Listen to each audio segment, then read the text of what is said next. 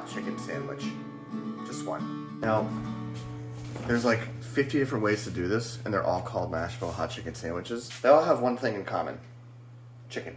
You can do brining, buttermilk, marinades, dry rubs, wet rubs. You can do anything. So I'm going to be kind of doing a hybrid of a couple different chefs, YouTube cooks that I like. So I'm going to start off by just putting all the chicken in the bowl, flattening it out so that I can get it evenly coated with some cornstarch and a little bit of salt and pepper. All right, I trimmed off a bunch of the fat and just kind of those loose pieces, flattened it out, and I'm ready to put my stuff in. I don't want a lot, just enough to kind of coat it.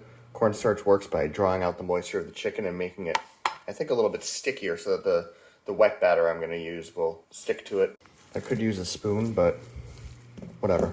I have soap and water, I can wash my hands. A little bit of salt and some black pepper. I'm just gonna mix it thoroughly so that everything's coated nice and evenly.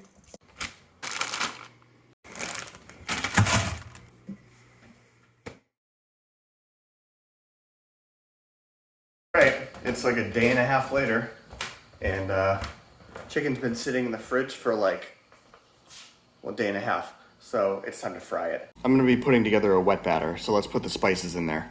The recipe that I'm following calls for cornstarch, baking powder, and baking soda, which is a little funny because baking powder is literally just cornstarch and baking soda. Whatever, I'm not one to critique. I'm totally one to critique.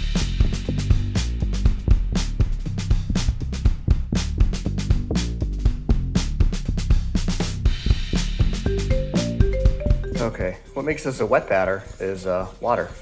Before I add that, I'm just gonna mix it all together so that it's nice and even. Okay, I'm gonna add a cup of water and let's mix it all together. It would definitely make an interesting pancake.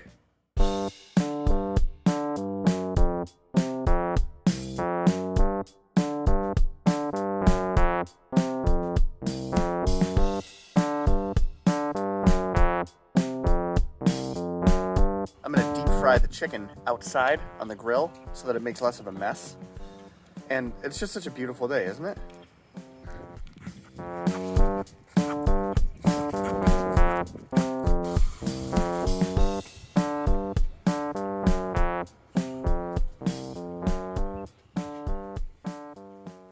I'm just putting together our sauce, which will be brushed onto the chicken after it's done being deep fried. As you can see, it calls for a 1/4 cup of cayenne pepper, which seems really excessive, but that's why they call it hot chicken.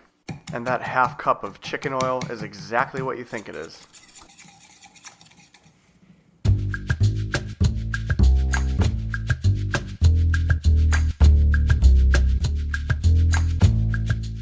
We are almost ready to go. I got my spices, and I got my wire cooling rack where I can put the chicken after they're done being fried. Alright, that seems like a good sign.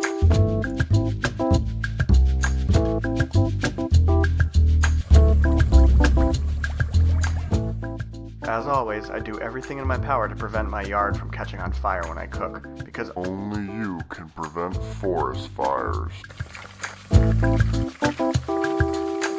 The first batch is done, and I'm doing these in 2 separate batches so that the temperature of the chicken doesn't cool off the oil too much.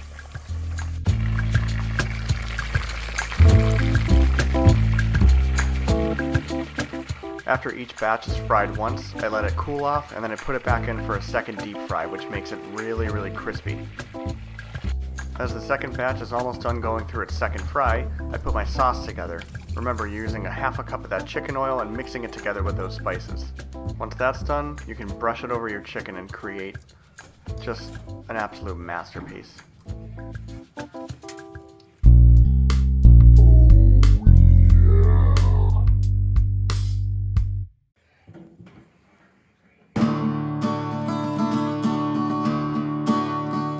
I'm just spreading a little bit of mayonnaise on my homemade brioche buns. I'm pretty talented. And then just giving them a quick toast before assembling my sandwich with plenty of pickle chips and a nice slice of pepper jack cheese to top it all off. Enjoy!